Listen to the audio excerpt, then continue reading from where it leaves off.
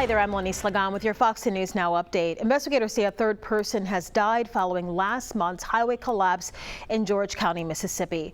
39-year-old Amanda Williams of Wiggins was driving down Highway 26 with her daughter Emily the night of August 30th. They, like others, did not realize the road ahead collapsed after heavy rain from Hurricane Ida.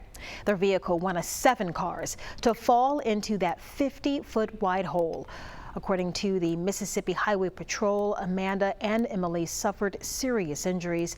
Amanda, though, died Saturday at Forest General Hospital in Hattiesburg. Jerry Lee of Loosedale and Kent Brown of Leakesville, both 49, were also killed in that crash.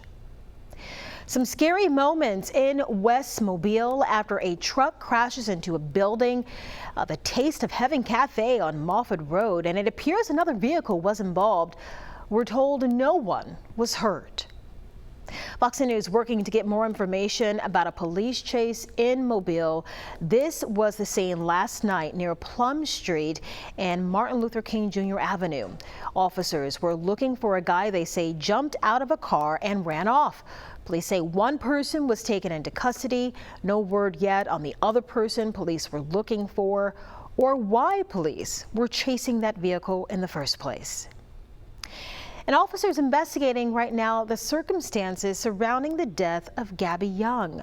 As reported, the 27-year-old died Saturday.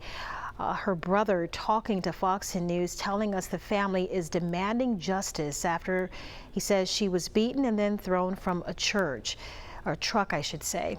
The brother adding that they have not received a lot of information about the case.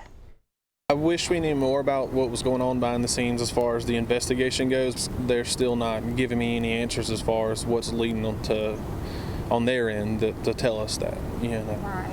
So the information there is still kind of, they're keeping it tightly to themselves. Investigators say they are waiting on autopsy results from the medical examiner's office to determine the cause of death.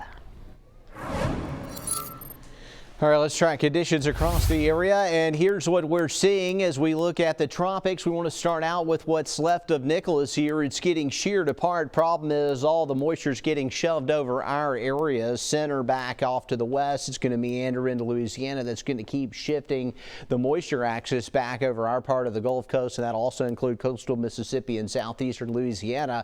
The low pressure center is not really the thing to focus on here. It's where's the rain going, and that's what we're seeing here as we look at it. Showers looming offshore. We remain under a flash flood watch.